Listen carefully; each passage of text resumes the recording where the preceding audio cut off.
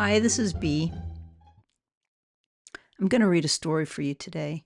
If you're like me and you're sick to death of being told how to live or how to make your relationship better, or like someone else's, or who or what to believe, you might want to listen to this.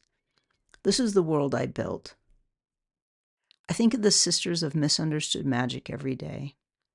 I wake up with them whispering in my ear and go to bed, only to be woken up shortly after when they insist I write something down. Because as you probably know, what you don't write down is generally lost. These books are collections of those inspired moments strung together to make stories that hopefully intrigue and entertain you. Not all new things are progressive, and not all old things are worthless. One of the greatest paradoxes of our existence: what to keep and what to discard. In the last few years, I've progressively become disenchanted with the larger realms, and even my little realm. So I moved 1,000 miles away from where I was. That was great, and it is great.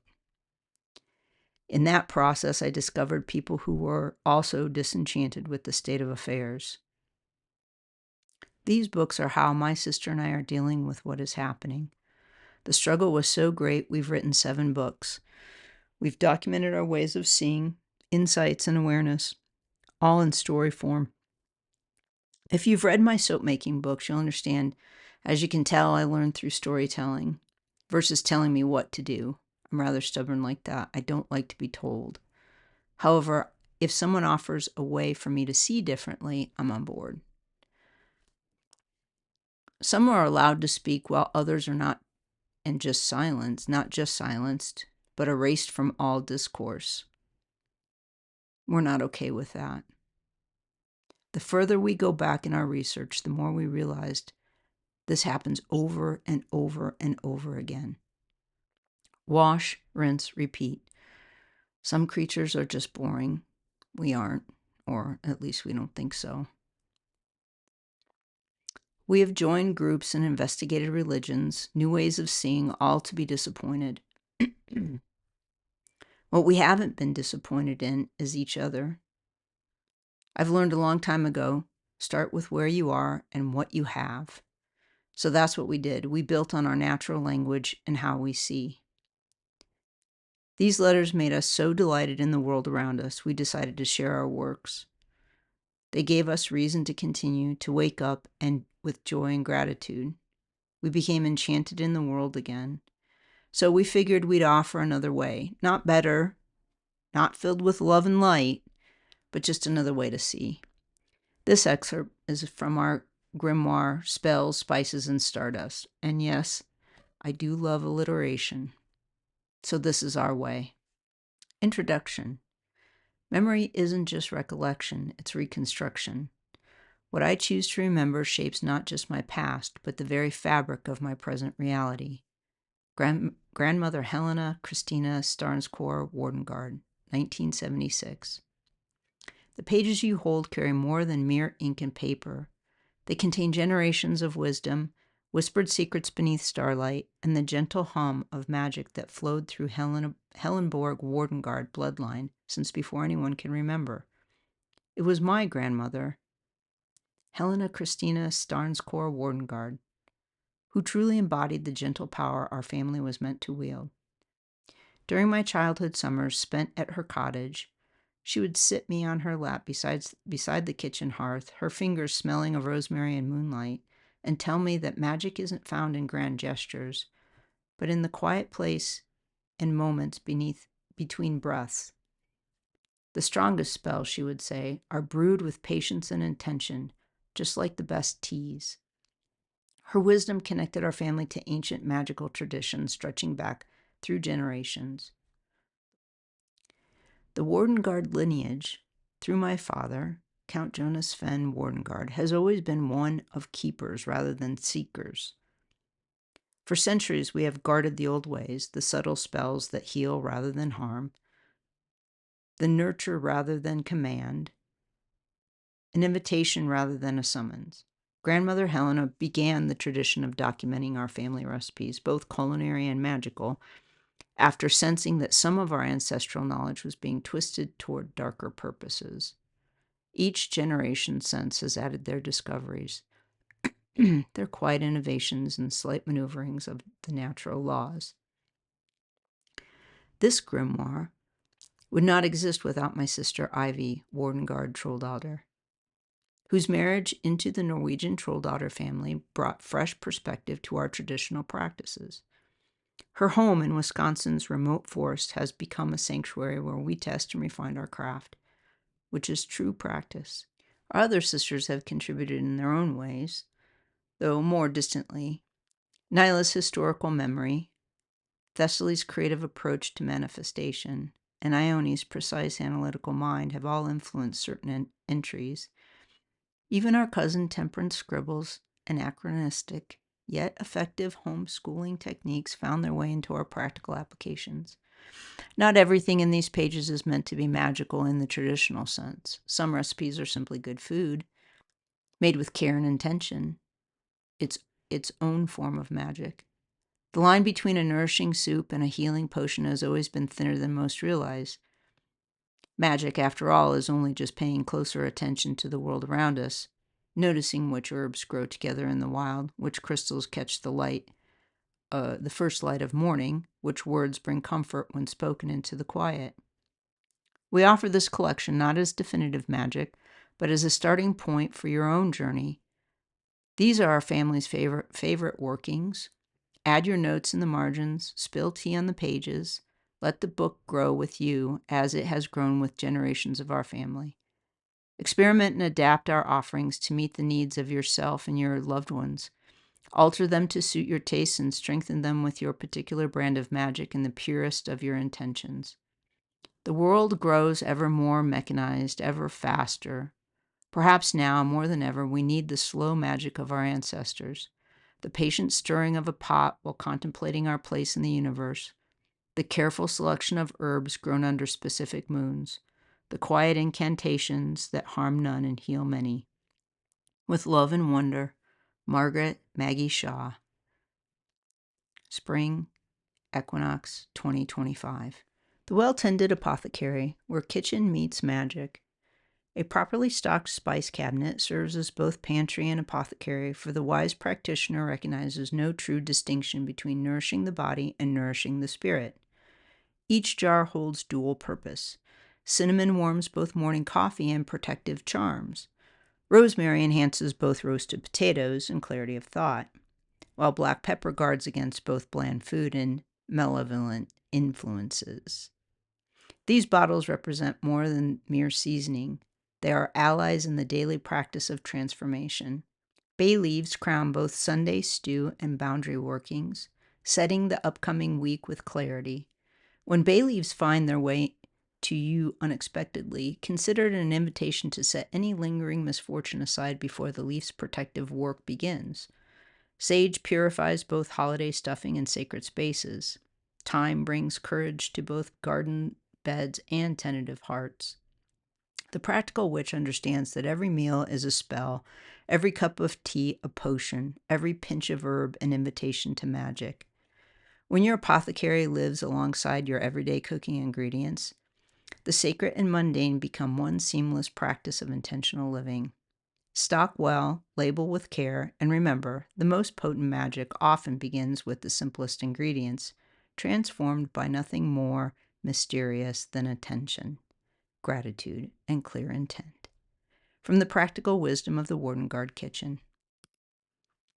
Chapter 1. Protection and Warding. The question is not whether you need protection, but whether you recognize the source from which protection is required. Margaret Shaw. Understanding the need for boundaries, the four primary threats to energetic sovereignty. Protection magic exists because we live among beings who either cannot or will not honor the sacred boundaries between self and other. These boundaries are not arbitrary social constructs, but fundamental energetic principles that maintain the integrity of consciousness itself. When these boundaries are violated, whether through ignorance, energy incontinence, or malicious intent, the result is contaminated, energy drain, and compromise of one's authentic nature. The distinction between cannot and will not proves crucial for choosing appropriate responses. Those who cannot honor boundaries often lack the awareness or development to recognize where they end and others begin. Their violations stem from unconscious rather than malicious intent, requiring educational or redirecting approaches. Those who will not honor boundaries possess the capacity for respect but choose exploitation instead, demanding firmer measures and protective countermeasures. Understanding these threats allows us to choose appropriate defenses rather than casting blindly into the ether. The practitioner who applies blanket protection without discernment wastes energy on non-threats while remaining vulnerable to actual dangers. Effective boundary work requires accurate assessment. Is this disruption unconscious spillage requiring gentle correction or deliberate intrusion demanding forceful response? Is this entity confused about boundaries or actively seeking to violate them? Often the answer is someplace in the in-between, which is most difficult to comprehend and navigate. Category 1, Temporal Negligence, the unconscious trespasser. Most temporals move through their lives in a state of Margaret calls waking sleep, unaware that their actions ripple beyond the immediate physical realm. These souled beings present challenges not through These souled beings present challenges not through malice, but through profound disconnection from the consequences of their choices and oftentimes disconnection to divine realms. Their undisciplined energy resembles children screaming without awareness of those around them. Yet while such behavior is expected from children still learning to modulate their presence, and adult beings possess the capacity for energy discipline if they choose to develop it. Even temporals can learn to contain and direct their life force, though few recognize this as both courtesy and personal power cultivation. Energy modulation is not merely politeness, it is the foundation of all magical practice. Those who cannot govern their own emanations remain at the mercy of every passing influence. Margaret. Common manifestations: sonic pollution, loud music, shouting, mechanical noise without regard for others' need for peace.